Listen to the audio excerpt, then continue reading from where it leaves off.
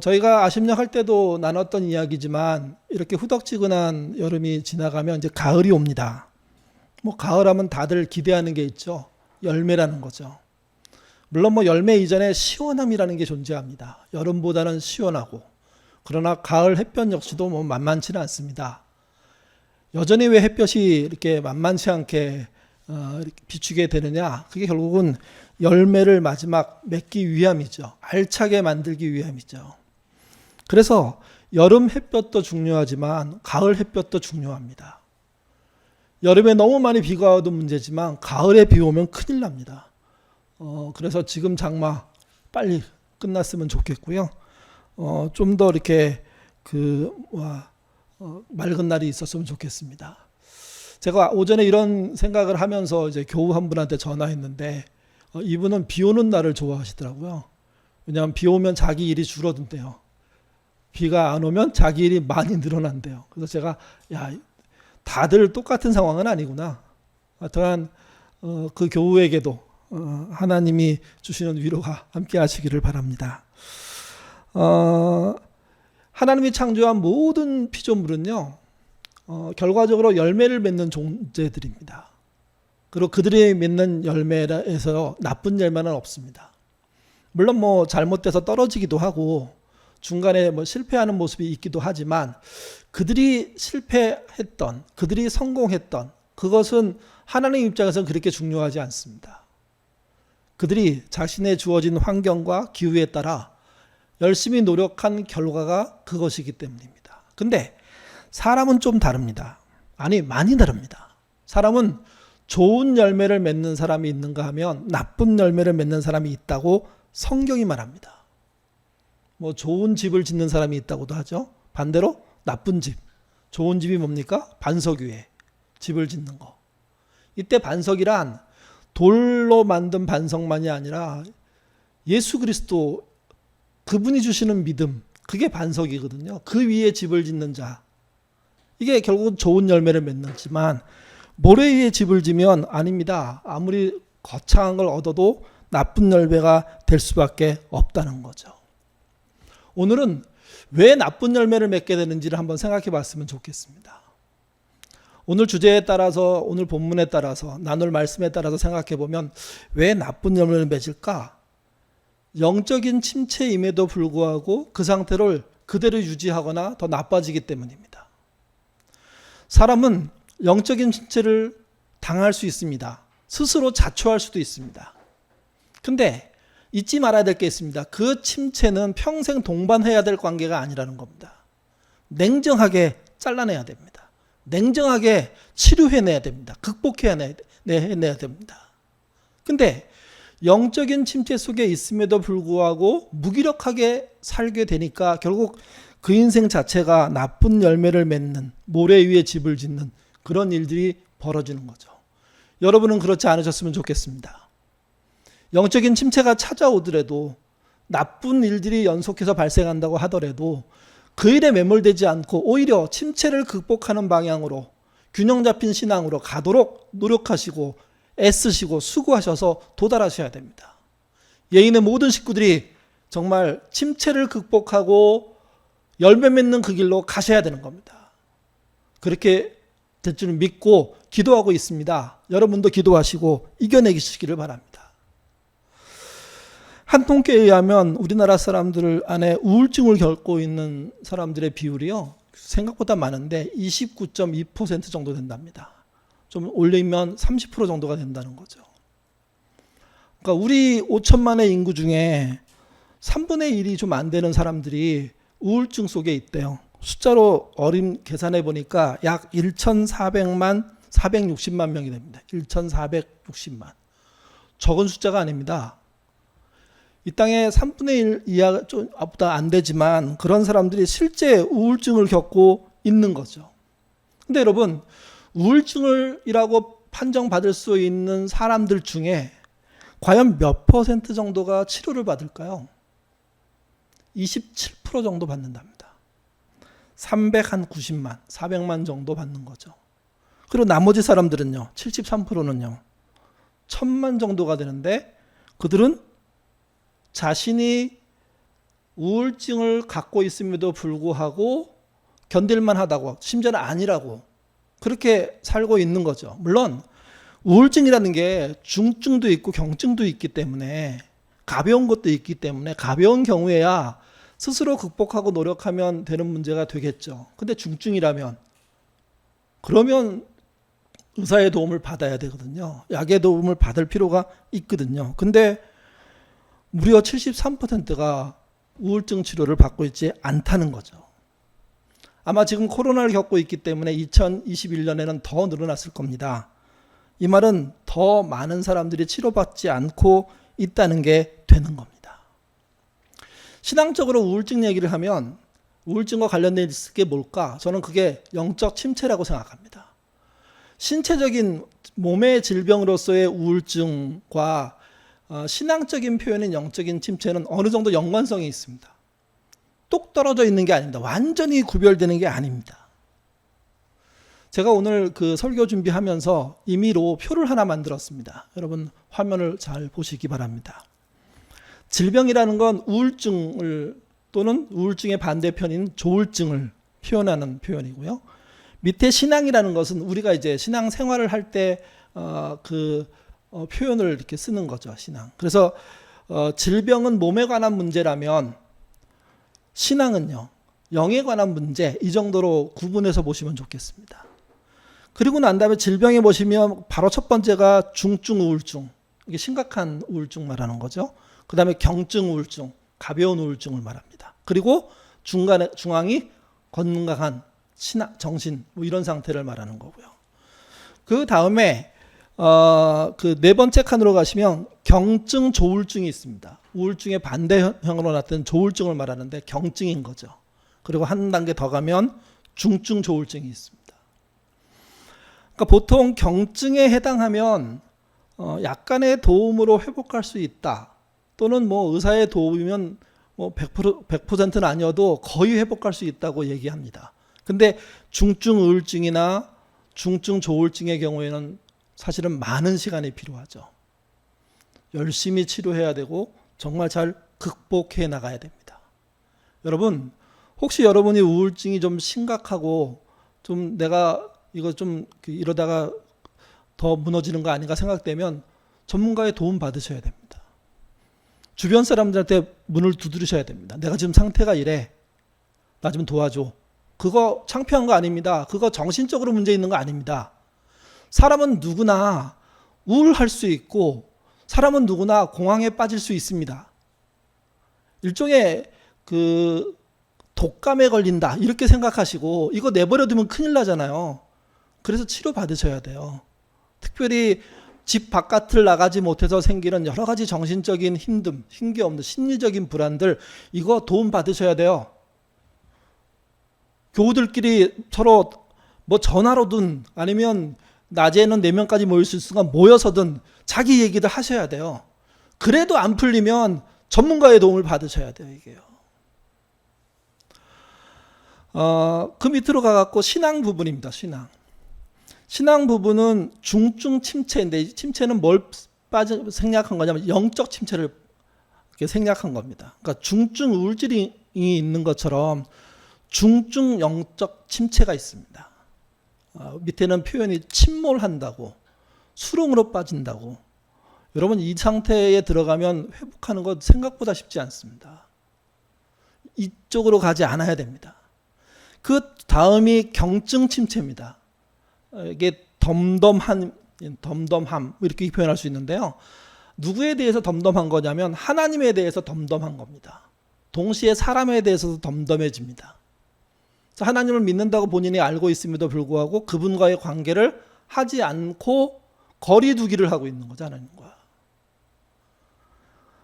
그러니까 하나님과의 거리두기가 시작한 지 얼마 안 됐으면 빨리 좁히면 될 문제예요. 근데 이게 점점점 커지면 중증 영적 침체, 침몰 하는 경우가 될 수가 있다는 거죠. 단계로 따지면 중간에 균형 잡힘이 있습니다. 여러분 신앙이나 건강하다는 의미, 이거는요 균형 잡혔다는 의미하고 같은 말이에요. 신앙은 균형 잡힌 게 중요합니다. 뜨겁냐 차갑냐 이게 아닙니다. 뜨거울 수도 있지만 차가울 수도 있어야 됩니다. 뜨뜻미지근하다는 게 아닙니다. 이쪽과 이쪽을 잘 쥐고 있는 겁니다. 잘 붙잡고 있는 겁니다. 함께 가고 있는 걸 말하는 거죠.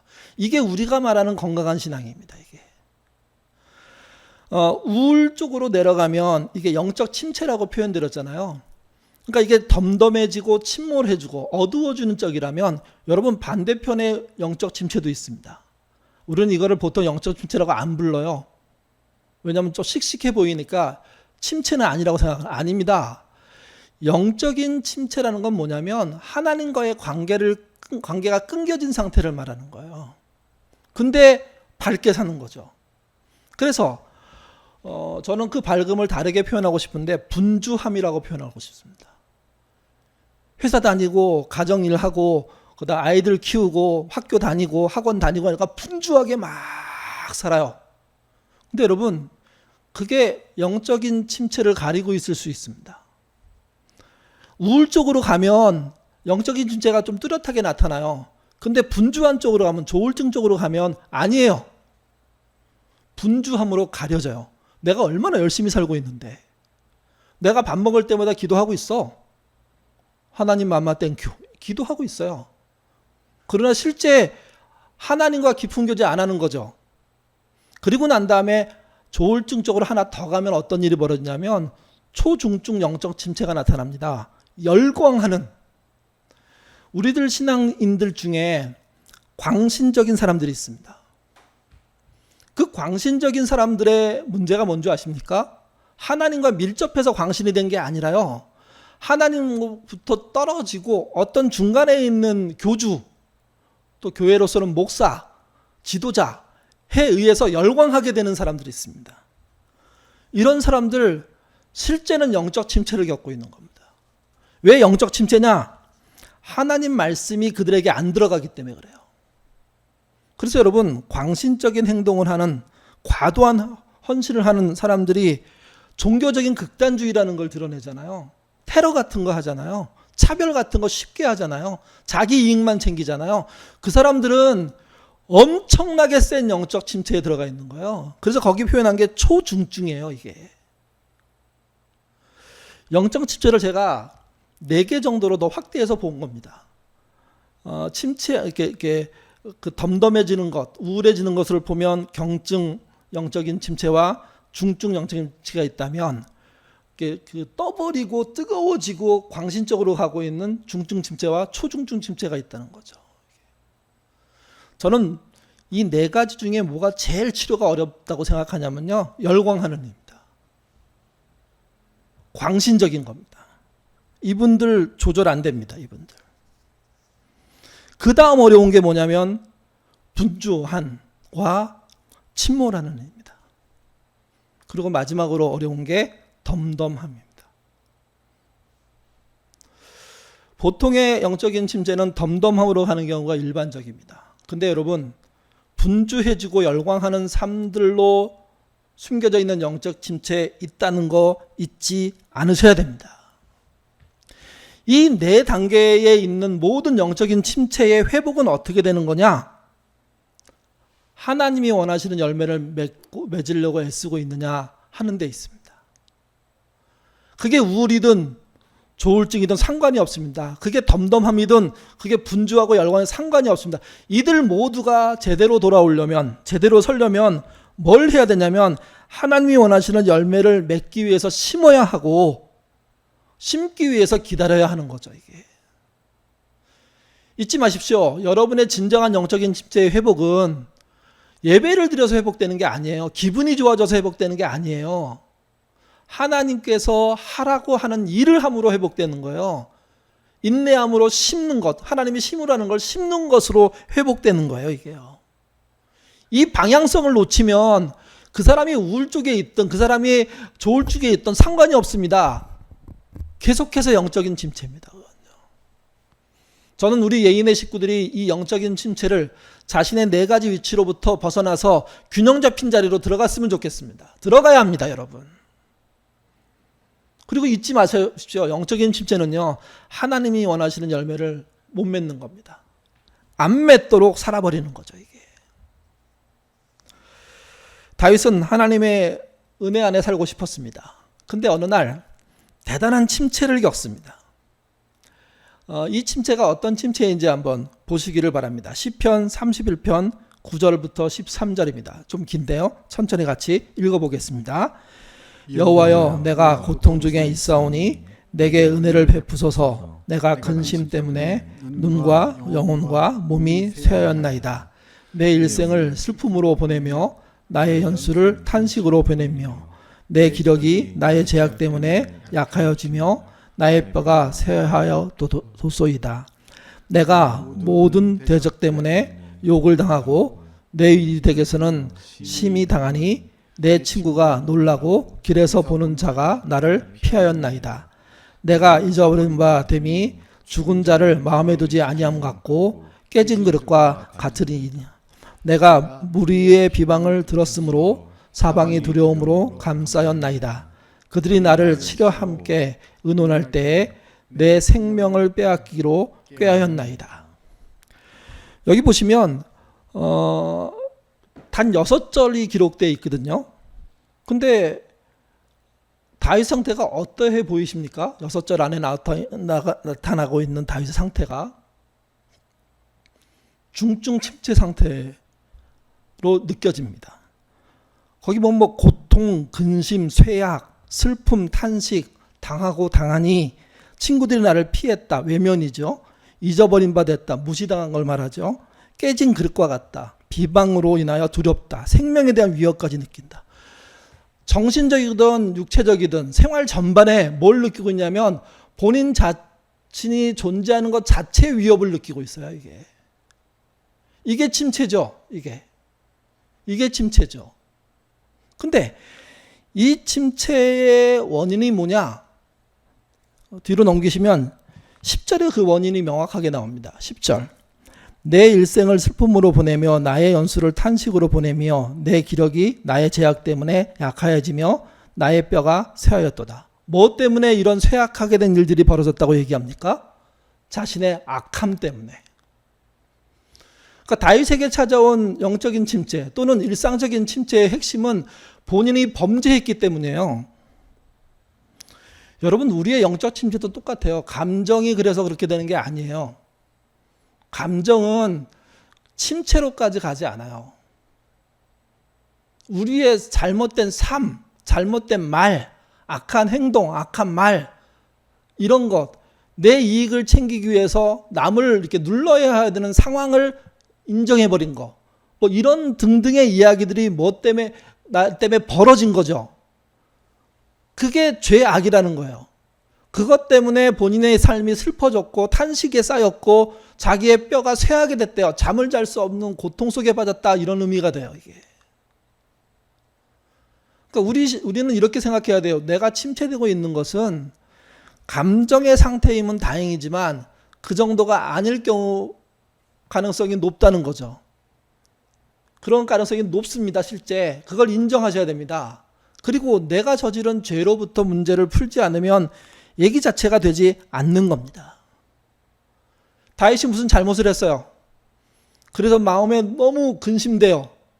근데 이 근심된 상황이 주변 사람들에게서 또 나타나요. 11절에 보시면 내가 모든 대적 때문에 욕을 당하고 내 이웃에게서는 심히 당하니 내 친구가 놀라고 길에서 보는 자가 나를 피하였나이다. 친구가 적이 됐다고 얘기해요. 친구가 적이 된 경우에 오해로 그렇게 된 경우 있습니다. 여러분, 오해로 그렇게 된 것은 어쩔 수 없습니다. 왜? 오해이기 때문에. 오히려 저쪽이 악해서 내가 그런 상황에 빠질 수도 있거든요. 그쪽이 그렇게 활용해 와서 내가 나빠질 수도 있거든요. 이건 어쩔 수 없습니다. 근데 분명한 건 있습니다. 그렇게 억울함을 당하면 하나님이 풀어주실 겁니다. 그럴 기회를 주실 겁니다. 반드시. 그래서 더 악함으로 대적하지 말고 기다리셔야 됩니다. 근데 반대로 나의 죄악으로 인해서 이런 일들이 벌어졌다면, 친구가 적이 됐다면 본인이 풀어나가는 방법 말고는 없는 거죠. 이게. 다윗은 자신의 잘못으로 인해서 친구와 적이 되는 상황까지 빠졌습니다. 억울한 게 없다는 뜻이 아닙니다. 억울한 게 분명히 있을 겁니다. 근데 원인은 그렇다는 거죠. 이게. 그리고 12절에 보면 또 반복해서 그 내용을, 상태를 또 말해줍니다. 내가 잊어버린 바 됨이 죽은 자를 마음에 두지 아니함 같고 깨진 그릇 같다는 거죠. 자기가 얼마나 힘들면 보통 사람을 그릇으로 비교하는데 깨진 그릇이라고 표현할까요? 산산이 부서진, 너무 힘든 거예요.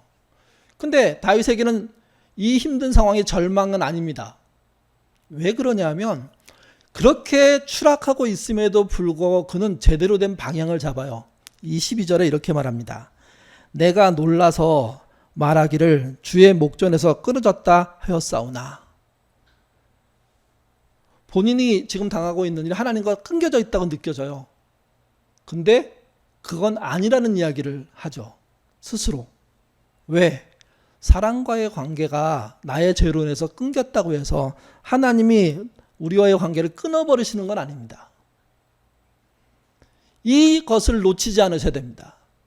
여러분이 경증의 영적 침체를 겪든 중증의 영적 침체를 겪든 상관없이, 또 초중증의 영적 침체를 겪든 상관없이 하나님은 여전히 끈을 연결하고 있다는 사실을 놓치지 않으셔야 됩니다. 다윗이 굉장히 엉망인 일도 많이 하고 사고도 많이 쳤지만 놀라운 게 있는 게 뭐냐면요, 그는 궁지에 몰리면 몰릴수록 하나님의 끈을 마지막에 안 놔요. 끝까지 당기고 그분께 다가가요, 이게. 그래서 시편 31편 1절을 이렇게 시작합니다. 1절 같이 읽어보죠. 여호와여, 내가 주께 피하오니 나를 영원히 부끄럽게 하지 마시고 주의 공의로 나를 건지소서. 이 말 잘 보셔야 됩니다. 여호와여, 내가 주께 피한대요. 근데 31장 10절, 11절, 12절의 상황은 자기 죄 때문에 그런 일이 발생한 거잖아요. 자기가 죄를 지었고 죄를 알고 있음에도 불구하고 그는 하나님을 향하여 가는 길은 포기하지 않고 있어요. 이게. 그리고 그 뒤에 말이 더 멋있습니다. 멋있다 그래야 되나요? 참 고통스러운 말인데 정직하게 말합니다. 끝에 보시면 주의 공의로 나를 건지소서. 이게 무슨 말일까요? 하나님 무조건 나 건져주세요, 이 말이 아니에요. 내가 잘못했으면 벌을 내려주시고 꾸짖어주시고, 그러나 그 끝은 건져주시는 거야 됩니다. 나는 도망가지 않겠습니다. 포기하지 않겠습니다. 이게 영적인 침체를 극복하는 방법이에요. 이게. 너무나 많은 신앙인들이 내가 잘못했어요, 그럼 하나님 무조건 백지 상태로 만들어줄 거라고 이상한 믿음을 갖고 있습니다. 여러분, 그렇지 않습니다. 다윗의 믿음을 잘 보셔야 됩니다. 다윗이 왜 좋은 신앙인이 될 수 있었느냐? 엉망인 삶을 있음에도 불구하고 그는요, 하나님을 끝까지 놓지 않았고요, 또 한 가지, 하나님의 벌을 받으려고 했습니다.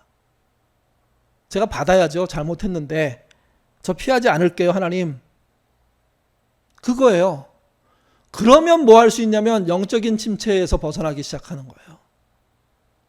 그게 경증이든 중증이든 그게 초중증이든 상관없이 거기서부터 일어나는 거예요. 문제는 이거예요. 어떤 증상에 있든 상관없이 본인이 스스로 하나님의 주시는 벌을 받겠다는 마음 없이 무조건 용서해달라고, 피해가게 해달라고, 이기게 해달라고, 득을 달라고, 승리하게 해달라고, 그건 광신이에요. 그건 잘못된 신앙이에요. 영적인 침체의 회복의 단초를 다윗이 놨다면 영적인 회복의 과정을 설명한 것은요, 바울이 했습니다. 물론 다윗도 다른 곳에서 설명하지만 오늘 본문에서는 바울 이야기로 좀 한번 보죠. 회복의 수순을 바울이 말합니다. 갈라디아서 6장 7절에서 10절입니다. 읽겠습니다. 스스로 속이지 말라. 하나님은 업신여김을 받지 아니하시나니 사람이 무엇으로 심든지 그대로 거두리라. 자기의 육체를 위하여 심는 자는 육체로부터 썩어질 것을 거두고 성령을 위하여 심는 자는 성령으로부터 영생을 거두리라. 우리가 선을 행하되 낙심하지 말지니 포기하지 아니하면 때가 이름에 거두리라. 그러므로 우리는 기회 있는 대로 모든 이에게 착한 일을 하되 더욱 믿음의 가정들에게 할지니라. 영적인 침체를 회복하는 방법은 자기 죄를 인정하고 하나님의 꾸짖음을 받는 거라고 앞에서 말씀드렸습니다. 그러면 그걸로 끝나느냐? 아닙니다. 그 다음 단계가 뭐냐면 하나님이 심으라는 것을 심어야 됩니다. 갈라디아서는 이렇게 말합니다. 육체적으로 심는 것은 육체로 썩어질 것을 걷게 되고 성령으로, 다른 말로 하면 영으로 심었다는 뜻이에요. 하나님의 말씀을 듣고 심었다는 뜻이죠. 그렇게 심는다면 성령으로부터 영생을 거두게 될 거다. 심어야 거둔다는 겁니다. 심어야. 회개는 심은 게 아닙니다. 심을 수 있는 그 위해서 밭을 갈아 놓은 거하고 똑같습니다. 이제 땅을 기경한 거죠. 경작한 거 하기 위해서, 이렇게 심기 위해서 다 갈아 엎어가지고 그 다음에 씨를 넣을 수 있도록 이렇게 도톰하게 다 만들어 놓은 상태까지가 뭐냐? 그게 회개예요. 그리고 난 다음에 회복의 내용은 뭐냐면 그렇게 하고 난 다음에 심으셔야 돼요. 그분의 말씀에 따라. 그게 영적인 회복의 수순이에요. 그러면서 9절이 말합니다. 우리가 선을 행하되 낙심하지 말지니 포기하지 않으면 때가 이름에 거둔다. 심어놓고 도망가지 말고, 심어놓고 그 씨 다시 파헤치지 말고, 그곳에 해를 주시고 그곳에 물을 주시는 그분, 그 자리를 지키는 그 신자, 결국은 그걸 통해서 때가 되면 거두는 결과로서 영적인 회복들이 일어나게 된다는 거죠. 이게 이 과정을 통해서 영적인 침체를 극복하셔야 됩니다.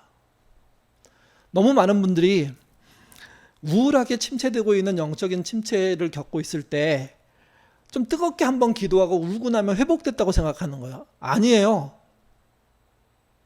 거기에 속으면 오히려 더 고질병이 될 수가 있어요. 우울하고 있던 것이 뜨겁게 감격하고 울므로 회복되는 게 계속되면 어떤 일이 됩니까? 그게 그 아까 표에 나와 있는 조울증 쪽으로 가는 거예요. 그래서 분주함으로 덮어버리고 열광적으로 덮어버리는 거예요. 그건 회복이 아니에요. 회복은 뭐냐면 제대로 회개하고 하나님이 주시는 벌을 받는 거예요. 여러분, 하나님이 주신 벌은 살기 위해서 주는 벌이에요. 꼭 뭐와 비슷하는 거냐면 예방주사와 비슷한 거예요. 백신을 맞는 것과 비슷한 거예요. 백신은 부작용이 있지만 하나님이 주시는 예방주사는 부작용이 없어요. 그걸 맞고 나야 그 다음에 행동이 가능한 거죠.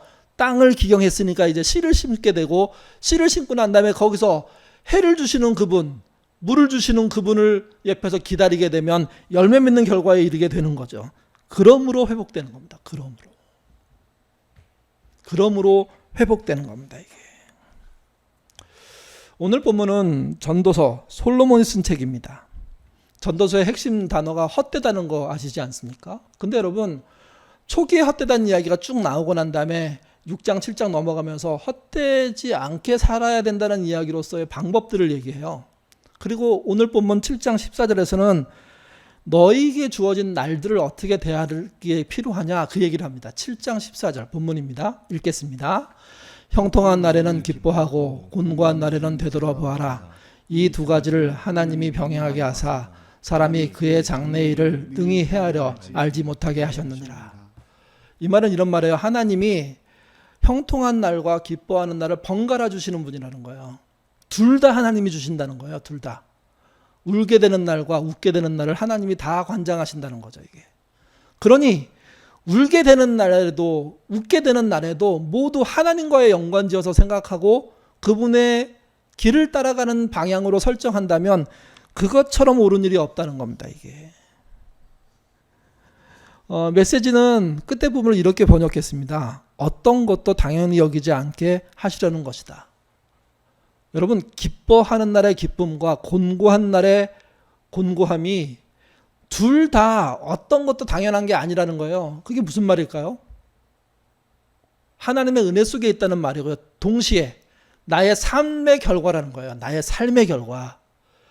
내가 기뻐하도록 하는 일을 했기에 기쁜 결과가 오는 거고, 형통이라는 게 오는 거고, 내가 곤고하게 살 수밖에 없는 일을 저질렀기 때문에 곤고해진 상황이 왔다는 거죠. 그러면 형통하던 곤고하던 해야 될 일이 뭡니까? 그분을 향하여 가는 일.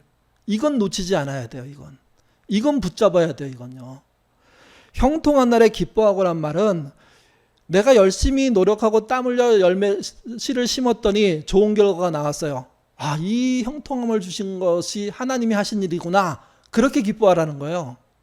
곤고한 날에 되돌아보라는 것은요. 내가 지금 이 곤고해진 상황은 하나님이 일부러 그렇게 만든 게 아니라 하나님을 따라가지 않은 결과이구나. 그러니 내가 이 길을 다시는 가지 않아야 되겠다는 마음으로 지나온 길을 돌아보고 다시 그 길을 가지 않겠다는 마음으로 해야 된다는 거죠. 이게. 그게 어떤 것도 당연하게 여기지 않는 삶입니다. 그래야 영적인 침체가 극복됩니다.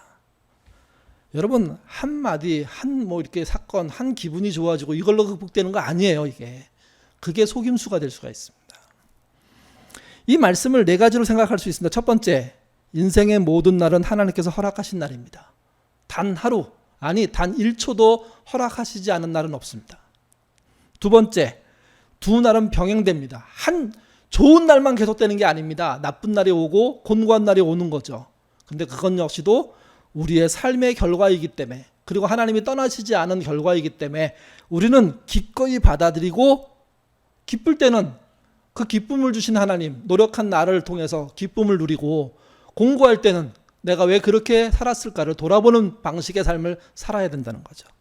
세 번째, 각 날에는 해야 될 일이 있습니다. 열심히 노력하고 하나님의 뜻을 따라서 기쁜 일이 됐다면 그 기쁨을 누리셔야 됩니다. 그리고 한 걸음 더 하셨으면 좋겠습니다. 기쁨을 나누셨으면 좋겠습니다. 다른 사람하고. 또 하나는 공고한 일이 됐다면 그 실패의 원인들을 되돌아보고 뉘우치고 다시는 그런 똑같은 실수를 하지 않기 위해서 면밀히 조사하고 그리고 다시 보완하는 작업들을 하셔야 됩니다. 네 번째는요. 세 번째까지 하고 끝나면 안 돼요. 네 번째, 열매 될 것을 심으셔야 됩니다. 다시 기뻐질 수도 있고 다시 공고해질 수도 있습니다. 그러나 심는 일을 멈추셔서는 안 됩니다.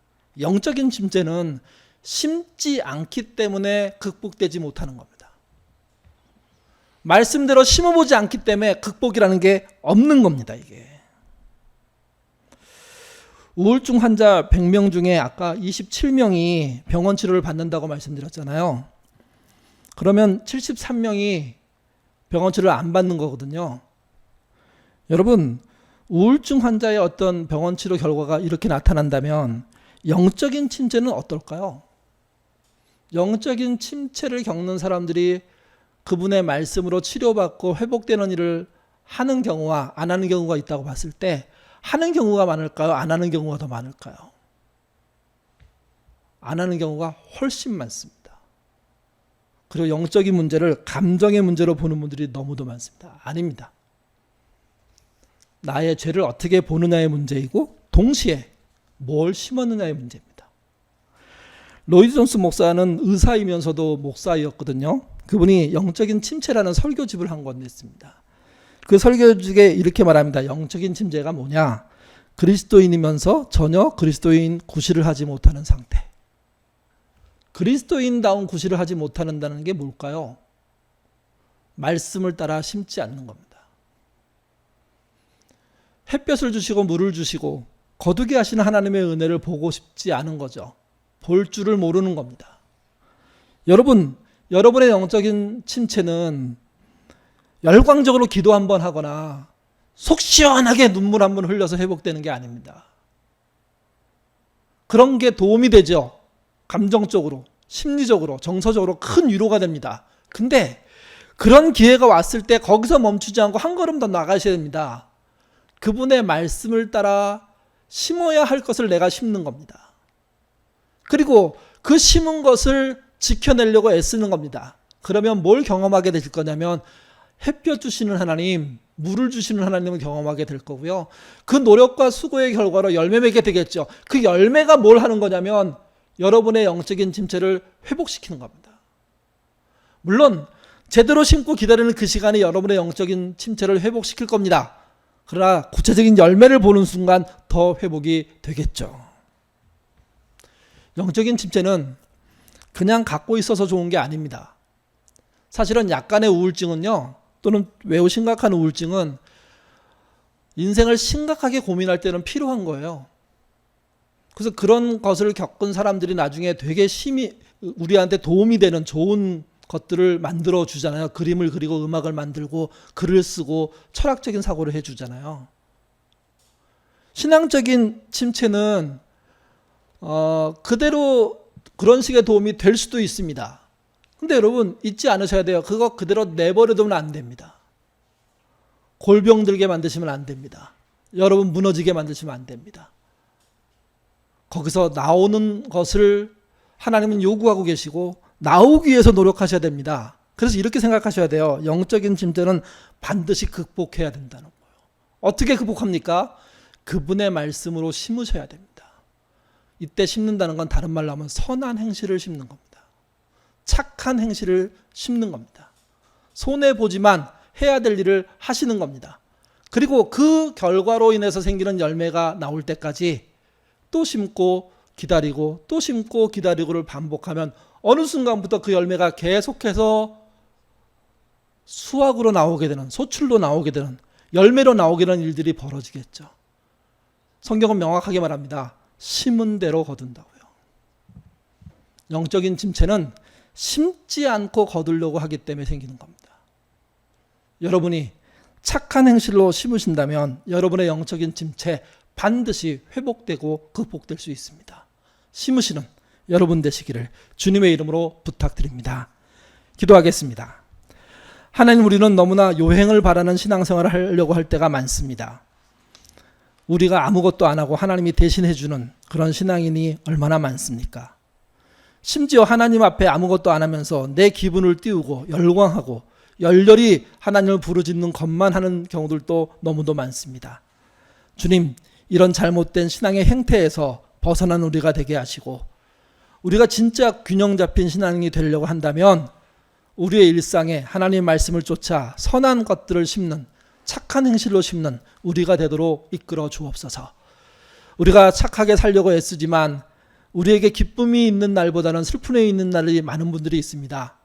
아직 덜 심은 것이고 더 기다려야 한다는 것을 잊지 말게 하시고 포기하지 않고 그날을 기다리며 끝까지 열심히 심고 열심히 가꾸는 우리가 되도록 인도하여 주옵소서. 당장에 큰 소출이 없어서 당장에 큰 기쁨을 누리지 못할 수는 있지만 그러나 결국에는 그렇게 심겨진 것들이 곳곳에 열매를 맺어서 기쁜 날을 보게 될 겁니다. 그런 날을 속히 주시고 그런 날을 이루는 것이 영적인 침체를 이기는 것임을 잊지 않는 우리 되도록 인도하여 주옵소서. 그리고 주님, 과장된 신앙으로 영적인 침체를 덮어버리는, 없는 척 해버리는 그런 신앙인 또한 되지 않게 하옵소서. 우리의 신앙의 가장 큰 핵심은 균형이 잡히는 겁니다. 말씀과 기도, 그리고 말씀을 읽는 것과 행동, 행실이 균형 잡힌 모습으로 드러날 때 우리의 삶이 온전해질 수 있고 하나님께 영광 돌릴 수 있음을 저희가 압니다. 그런 길 걸어가는 우리가 되도록 인도하여 주옵소서. 특별히 영적인 침체를 겪고 있는 우리 예인의 식구들이 있습니다. 반드시 극복해야 내야 된다는 것 잊지 않게 하시고 그것을 극복하기 위한 시도, 심는 일 하도록 도와주옵소서. 감사하며 예수님 이름으로 기도드립니다. 아멘.